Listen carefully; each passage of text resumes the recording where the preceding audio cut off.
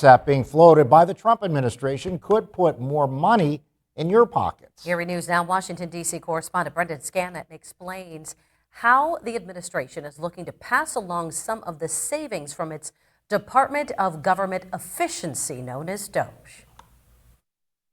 This week, the Trump administration said it's considering sending checks to every taxpayer using savings from the Department of Government Efficiency. There's even under consideration a new concept where we give 20% of the DOGE savings to American citizens. 20% of DOGE savings would be divided among American taxpayers, and 20% would be used to pay down the more than $35 trillion in national debt. The concept is nothing new. During the pandemic, relief payments totaling $814 billion were distributed. Critics of the direct payments say it drove up inflation and believe DOGE dividend checks would do the same. But Trump's top economist says otherwise. When the government spends a lot, that's what creates inflation. We learned that from Joe Biden. And so if we reduce government spending, then that's, reduces inflation. And if you give people money, then they're going to save a bunch of it. And when they save it, then that also reduces demand and reduces inflation. Some experts see it as a good PR move for a new department that has faced intense scrutiny. Democrats continue to bash Trump and Elon Musk over the administration's federal employee buyout,